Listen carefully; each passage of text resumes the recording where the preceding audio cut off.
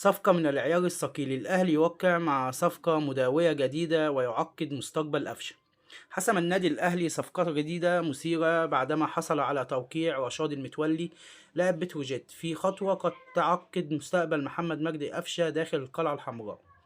وتأتي هذه الصفقة بعد متابعة دقيقة من لجنة التخطيط بالأهلي التي أشادت بإمكانيات اللاعب وقدراته الفنية المتميزة، حيث يجيد اللعب في مركز الجناحين وصانع الألعاب، مما يجعله ورقة رابحة للفريق في الموسم المقبل. رشاد المتولي الذي يعتبر من أبرز المواهب الصاعدة في الكرة المصرية سينضم إلى الأهلي في صفقة انتقالية حرة بنهاية الموسم الحالي، وهو ما يعكس رغبة الإدارة في تدعيم صفوف الفريق بعناصر شابة تمتلك المهارة والسرعة.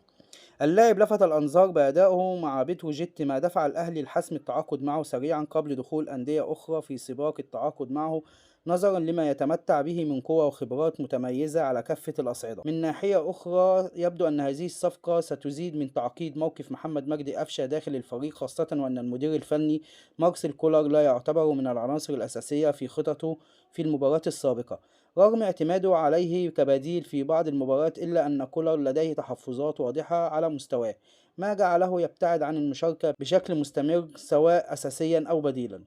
انضمام رشاد المتولي قد يدفع الأهلي لإعادة النظر في مستقبل قفشة، خاصة في ظل سعي النادي لإجراء بعض التغيرات الفنية لدعم الفريق بعناصر أكثر فاعلية.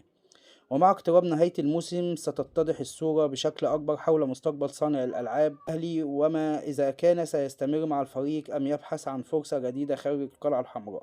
شكرا والسلام عليكم ورحمة الله وبركاته. يا ريت ما تنساش تصلي على النبي والاشتراك في القناة واللايك الجميل.